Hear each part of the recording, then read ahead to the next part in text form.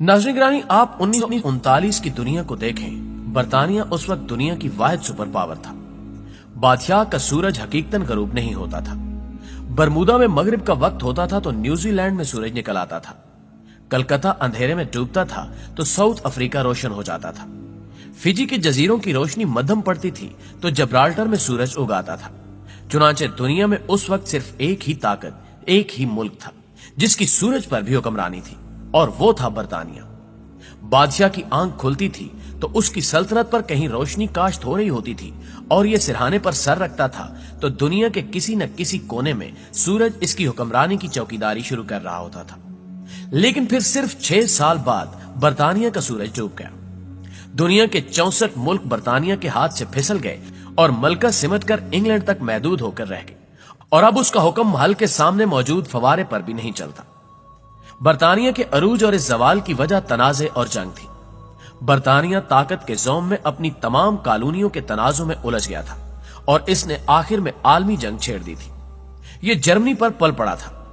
Germany बरतानिया के मुकाबले में च्यूंटी था। हाथी च्यूंटी से लड़ पड़ा। च्यूंटी का कुछ नहीं गया, लेकिन हाथी का बेड़ा गर्क हो गया। दूसरी जंग अजीम के आखिर में कुर्रे अर्ज पर 5 करोड़ लाशें और जख्मी पड़े थे और आधी दुनिया मलबे का ढेर थी। ये जंग जापान और जर्मनी हार गए, लेकिन बरतानिया भी इसके बाद बरतानिया नहीं रहा। बादशाह का राज सिमटा और हर मुल्क में अपना अपना सूरज तलू होने लगा। यहां तक कि आज इंग्लैंड में भी आधा साल सूरज नहीं निकलता और लोग दोपहर के वक्त भी रास्ता टटोल टटोल कर घर से दफ्तर और दफ्तर से घर आते हैं। तनाजे और जंगें ये होती हैं। ये बरतानिया जैसी ताकतों को भी निगल जाती हैं। मोअज़्ज़िज़ दोस्तों, आप अब एक और दूसरी हकीकत भी मुलाहिजा कीजिए। पाकिस्तान 2 थे। एक पाकिस्तान 1971 तक था और दूसरा 1972 में पैदा हुआ था। हम 1971 तक आबादी के लिहाज से दुनिया का सबसे बड़ा इस्लामी मुल्क थे। हम उस वक्त तेजी से तरक्की करने वाले मुल्कों में भी शामिल थे। दुनिया का सबसे बड़ा नहरी निजाम पाकिस्तान में था। पाकिस्तान रेलवे दुनिया की बेहतरीन रेलवेज में शामिल थी। हमारे वापडा को वर्ल्ड बैंक रियासत की गारंटी के बगैर कर्ज दे देता था। मंगला डैम के लिए इंटरनेशनल बिड हुई थी और दुनिया की 3 बड़ी कंपनियों ने कंसोर्शियम बनाकर यह बिड जीती थी। हार्वर्ड यूनिवर्सिटी के इंजीनियरिंग कॉलेज के तालिब इल्मों का पूरा बैच मंगला आकर हमारे आबी मंसूबों पर तहकीक करता था। हमारी PIA दुनिया भर की एयरलाइंस को ट्रेनिंग देती थी। अरब मुल्क अपने तालिब इल्मों को पढ़ने के लिए पाकिस्तान भिजवाते थे। हमारी यूनिवर्सिटियों और कॉलेजों में गैर मुल्की तालिब इल्मों के लिए कोटा भी होता था और उनके लिए अलग हॉस्टल भी। पाकिस्तान दुनिया की बड़ी सियाहती मंजिलों में भी शामिल था। हम दूसरी और तीसरी दुनिया के फौजियों को ट्रेनिंग भी देते थे और कोरिया, मलेशिया, थाईलैंड और मशरकी यूरोप के मुल्क हमारे मुआशी मंसूबों की कॉपी भी करते थे। हमारी एक्सपोर्ट्स भी इंपोर्ट से ज्यादा थी और हमारे कर्जे भी न होने के बराबर थे। लिहाजा हम उस वक्त भारत को भी आंखें दिखा लेते थे और अक़वाम मुत्तहिदा और यूरोपीय यूनियन में भी धड़ल्ले से बात करते थे। पाकिस्तान के अंदर भी सूरत हाल मुख्तलिफ थी। बंगाली हमसे ज्यादा पढ़े लिखे, समझदार, मुहज्जब और आजिज थे। ये उड़ते हुए भी अपने कदम जमीन से चिपकाए रखते थे। ये पार्लियामेंट में भी ज्यादा थे और ब्यूरोक्रेसी और बिजनेस में भी। हमारे ज़र मुबादला का 60% हिस्सा मशरकी पाकिस्तान की पटसन से आता था। हमारी पुलिस और ब्यूरोक्रेसी के ट्रेनर्स बंगाली थे और हमारे ज्यादातर ट्रेनिंग सेंटर्स भी आज के बांग्लादेश में थे। चुनांचे 1971 का पाकिस्तान मजबूत, तरक्की पजीर और आलमे इस्लाम की इमामत करता हुआ पाकिस्तान था। लेकिन फिर हम पंजाबी सुरमाओं की वजह से 60% पाकिस्तान हमसे अलग हो गया और ये जाते जाते हमारी इमामत, तरक्की और मजबूती भी साथ ले गया। वो पाकिस्तान 1971 में छोटा हो गया, लेकिन हमारी 25 साल की क्रेडिबिलिटी भी मौजूद थी। हमने अगले 25 साल इस क्रेडिबिलिटी पर गुजार लिए। हमें इस दौरान अफगान वार के जरिए इमदाद और अपना एटमी प्रोग्राम मुकम्मल करने का मौका भी मिल गया। लेकिन पाकिस्तान पर क्योंकि पंजाबी अशराफिया काबिज हो चुकी थी और हम पंजाबियों में इदारे बनाने और चलाने की सलाहियत कम होती है, लिहाजा हमने अगले 25 वर्षों में हर इदारे को तबाह करके रख दिया।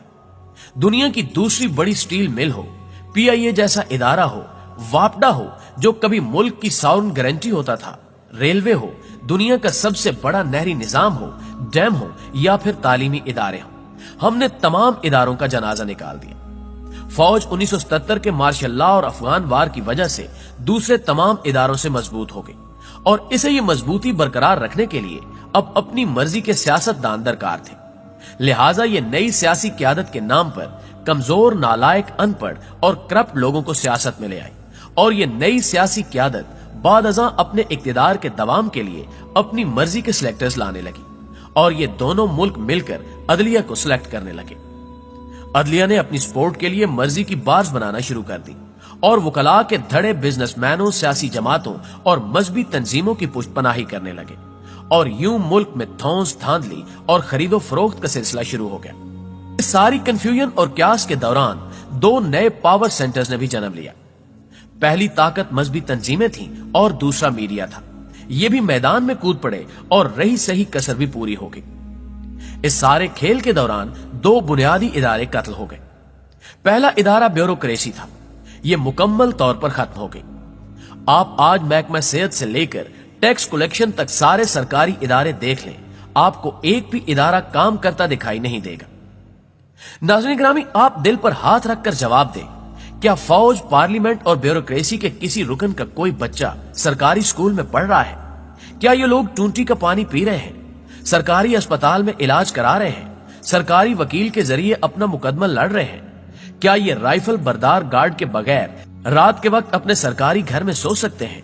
और क्या ये सरकारी इदवायात खा रहे हैं? जी नहीं। क्या इसका मतलब ये नहीं कि हमारा सारा सरकारी और रियासती निजाम दम तोड़ चुका है? हम ज़रई मुल्क होने के बावजूद अपनी जरूरत की गंदम भी नहीं उगा पा रहे। हमसे चीनी, पेट्रोल और इदवायात भी कंट्रोल नहीं हो रही और हम कोरोना की SOPs पर भी अमल दरामद के काबिल नहीं है।